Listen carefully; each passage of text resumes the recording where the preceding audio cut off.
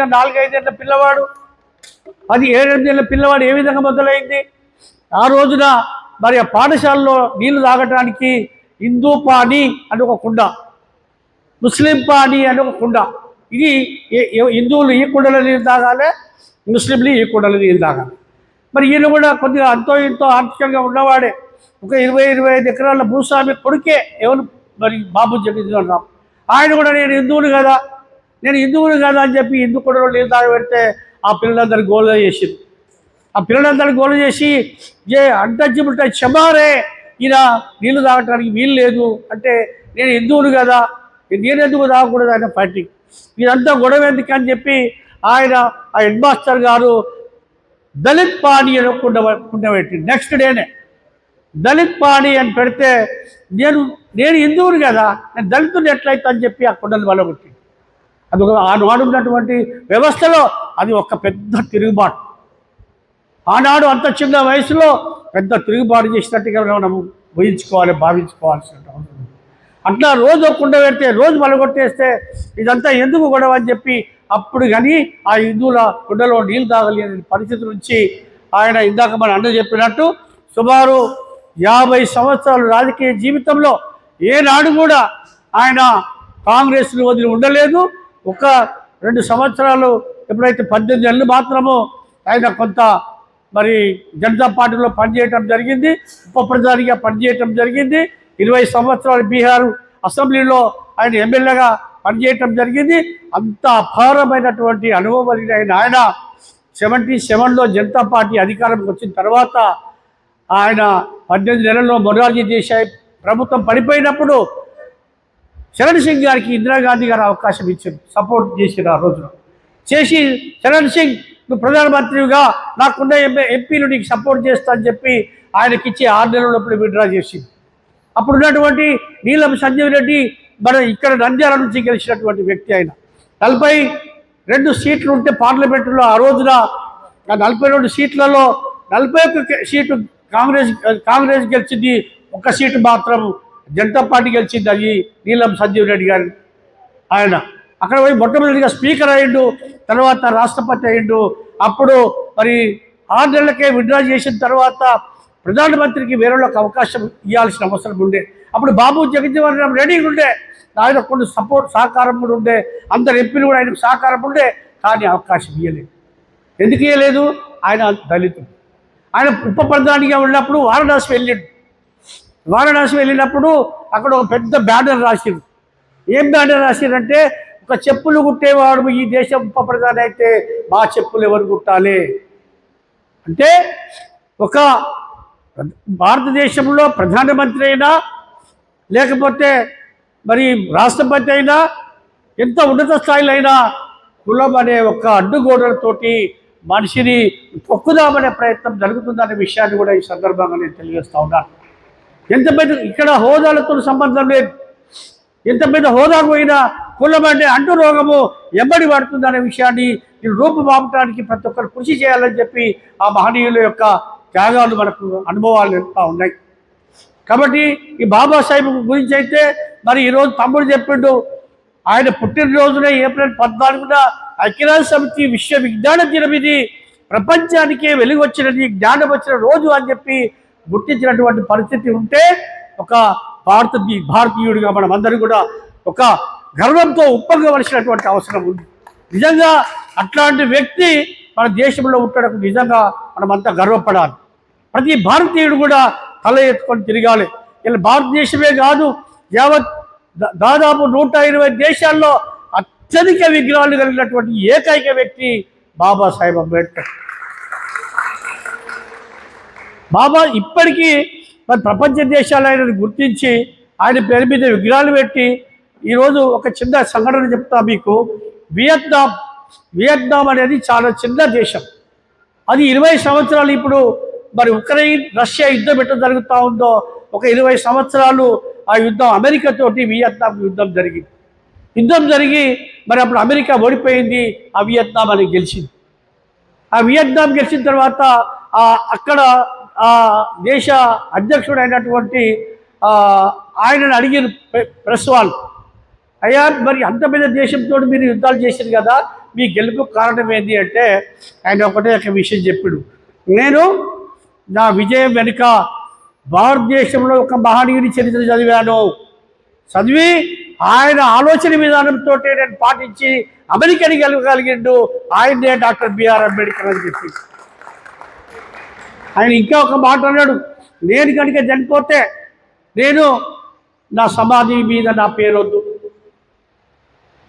ఇది సమాధి అంబేద్కర్ గారి శిష్యుడి సమాధి మాత్రం రాయండి అని. ఎంత గర్వపడాలి మనమంతా, ఈ దేశ వాసులుగా ఇంకా మనం ఎంత గర్వపడాలి. ఆ దేశ విదేశాంగ మంత్రి వచ్చాడు మన దగ్గరికి, వచ్చి ఆ ప్రభుత్వం అధికారులు పని మీద వచ్చి ఆయన అడిగిండు, ఇది బాబాసాహెబ్ అంబేద్కర్ గారి సమాధి ఎక్కడ ఉంది అని చెప్పి. సమాధి దగ్గర తీసుకుపోతే అక్కడ సాష్టాంగ మోకాళ్ళ మీద మోకరిల్లి నమస్కరించి అక్కడ నుంచి ఇంత మట్టి తీసుకొని పోతూ ఉన్నాడు ఆయన. ప్రెస్ వాళ్ళు అడిగింది, ఏం సార్ ఇక్కడ వచ్చిన వాళ్ళందరూ కూడా తాజ్మహల్లో ఇంకేదో మెమోరియల్ అట్లాంటివి తీసుకెళ్తారు కానీ మీరే మట్టి తీసుకుపోతారంటే ఆయన ఒకటే ఒక మాట అన్నాడు, అదేంటంటే నేను ఆయన పాదాల దగ్గర మట్టి తీసుకొని పోతున్నా, ఇది నా దేశ వ్యాప్తంగా చల్లుతా, ఒక్క అంబేద్కర్ నా పుడతాడేమో అని నేను ఆశగా ఉంది అని. అంటే ప్రజలకు ఏ విధంగా విదేశీయులు ముందున్నారు కాబట్టి, అడ్వాన్స్గా ఉన్నారు కాబట్టి, చదువుకున్న వాళ్ళుగా అంబేద్కర్ గొప్పదానాన్ని గుర్తించారు. మనం మాత్రం నిన్ననే ఈరోజే ఒక క్యాబినెట్ వచ్చింది నాకు కీసర మండలంలో చీర్యాల అనే విలేజ్లో ఒక విగ్రహం పెట్టుకుంటామంటే వేరే వాళ్ళు అడ్డుకొని దాన్ని పెద్ద ఇష్యూ చేసిరు, నువ్వు మాట్లాడన్నా అని చెప్పి పొద్దున 6 గంటలకే నాకు ఫోన్ వచ్చింది. అంటే ప్రపంచ దేశాలు ఆ విధంగా విగ్రహాలు పెడుతున్నాయి, ఆయన గొప్పతనాన్ని సాడుతున్నాయి, ఆయన మీద మెమోరియల్ లెక్చర్స్ వస్తున్నాయి, లైబ్రరీలు పెడతా ఉన్నారు. మన దేశంలో ఈ దేశంలో ఇంకా అంబేద్కర్ విగ్రహం పెడితే కూడా పెట్టుకున్నటువంటి పరిస్థితి, దౌర్భాగ్య పరిస్థితులు ఇంకా ఉన్నాయంటే నిజంగా మనం మీకు ఎంత పని చేయాలనో ఒకసారి మనం అందరూ కూడా ఆలోచన చేయాలని చెప్పి ఈ సందర్భంగా నేను తెలియజేస్తూ ఉన్నాను. కాబట్టి మనమందరం కూడా ఇంకా కష్టపడాలి. వాళ్ళు చేసిన దాంట్లో ఒక అనువంతం మాత్రం కూడా మనం చేయట్లేదు. మనం అనుకుంటున్నాం నాకు దగ్గర 60 ఏళ్ళు సార్, ఈ 60 ఏళ్ళ కాలంలో నేను 40-45 ఏళ్ళు ఈ వ్యవస్థ మీద పనిచేస్తూ ఉన్నాను.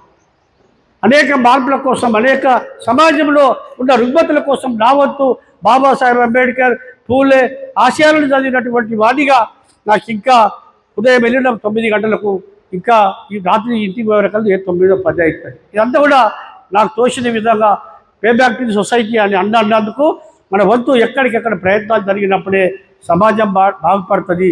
అదేవిధంగా పిల్లలను మాత్రము బాగా చదివించండి. మన జీవితాలు ఈ విధంగా ఏడ్చినాయి, సరే ఏమైనా అయిపోయినాయి. ఇక్కడ పిల్లలకు భవిష్యత్తులో వాళ్ళు భావి భారత పౌరులుగా మా విజయకృష్ణ గారు తన పిల్లలను తీసుకొచ్చి చాలా సంతోషం. అట్లే మా కుమారస్వామి కూడా తీసుకొచ్చినట్టుంది. ఇట్లనే మనం అందరం కూడా మనం మీటింగ్లో పోయి వస్తున్నాం, మన ఇంట్లోకి ఏం తెలియదు, మన భార్య బిడ్డలకి ఏం తెలియదు. మొన్న మా మనమడు వచ్చిండు, జై భీమ్ అంటుండట, వాళ్ళ ఇంటికి పోయి మీటింగ్కి వచ్చి జై భీమ్ జై భీమ్ అంటుండట. అంతమందికి ఏమో వాళ్ళ ఇంటికాడ దాబాలయం దగ్గర జై శ్రీరామ్ అనేదట. అది వచ్చాను నేను నిన్న నుంచి ఇక్కడ వచ్చి పోయిన నుంచి జై భీమ్ అంటుండే అని చెప్తా ఉన్నాడు వాళ్ళ తాతయ్య. అంటే నేను చెప్తా ఉండే ఏంటిదంటే పిల్లలకి ఇప్పటి నుంచే మనం అందరూ కూడా భావి భారత పౌరులుగా ఈ సమాజంలో ఉన్నటువంటి రుగ్మతలను తొక్కుకుంటూ వెళ్ళిపోయి భవిష్యత్తు ప్రణాళికలను రూపొందించుకోవడానికి, భావి పౌరులుగా ఎదగడానికి మనమందరం కూడా మన జీవితాలను వారికి సహకరించాలని చెప్పి ఈ సందర్భంగా నేను తెలియజేస్తూ, నేను ఒక చిన్న సమస్యను డిఎం గారికి పెడతా. చాలామంది డిపోల ముంగట బాబాసాహెబ్ అంబేద్కర్ విగ్రహాలు ఉన్నాయి కాబట్టి మన డిపో కూడా మీరు మీ చేతిలో ఉన్న కాడికి మీరు చేస్తే ఇక్కడెక్కడ మీరు కొంత ప్లేస్ కేటాయిస్తే మా వాళ్ళకు ఒక విగ్రహం పెట్టుకునే అవకాశం ఉంటుంది.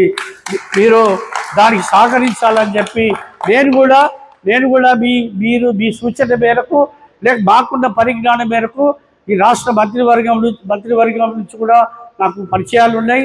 కొండం ప్రభాకర్ గారు కానీ లేకపోతే సజ్జనార్ గారు కానీ మీరు ఎండి గారు ఎవరైనా సరే ఎక్కడ పోయినా మొత్తం మీద నెక్స్ట్ ఇయర్ వరకు సార్ మీరు ఉండాలి, మీరే ఇనాగ్రేషన్ చేయాలి. లేకపోతే ఈ ఎండి గారిని పిలిచి మనం ఇనాగ్రేషన్ చేస్తాం సార్. మీరు ఎవరు ఆ ఫంక్షన్కు మీరు ₹1 పెట్టుకోవాల్సిన అవసరం లేదు, మా ఎంప్లాయీస్ కూడా పెట్టుకోవాల్సిన టోటల్ నేనే భరించి అందరికి కూడా నేను ఇది పెట్టడానికి అవకాశం కల్పిస్తే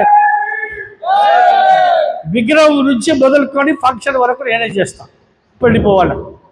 కాబట్టి అదొకటి ప్రయత్నం చేయాలని చెప్పి కోరుతూ, ఇంకొక చిన్న విషయం, ఇందాక అన్న నన్ను చాలా గొప్ప మాట చెప్పిండు. మన పిల్లలకు సమాజానికి పే చేయాలంటే మీరు 2-3 హై స్కూల్ చూడండి, అక్కడ మనము అంబేద్కర్ మీద, పూలే మీద, వీళ్ళందరి మీద ఒక ఎస్ఏ రైటింగ్ పెట్టండి.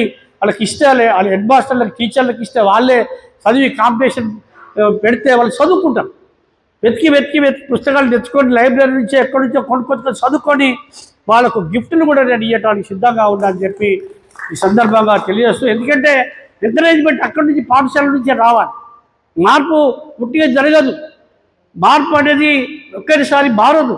కాబట్టి మీరందరూ కూడా, మీరు విజయకృష్ణ కానీ, లేకపోతే మన రామ్ గోపాల్ కానీ, మన ఇక్కడ ఉన్నటువంటి కుమారస్వామి కానీ, ఇంకా ఇక్కడ ఉన్నటువంటి పెద్దలు ఎవరైతే ఉన్నారో మా శ్రీనాన్న కానీ, ఎవరైనా సరే 4-5 పాఠశాలలు చూడండి, హై స్కూల్ వాళ్ళకు లేకపోతే ప్రైమరీ సెక్షన్ నుంచే ఎస్ఏ రైటింగ్ పెట్టండి అన్న. తప్పకుండా దానికి కూడా వాళ్ళకి కావాల్సిన ఏం కావాలనో తప్పకుండా ఎస్ఏ రైటింగ్ పోటీలు నిర్వహించి విజేతలైన వారికి బహుమతులు ఇవ్వడానికి కూడా నేను ముందుకు వస్తానని చెప్పి సందర్భంగా తెలియజేస్తూ మరొకసారి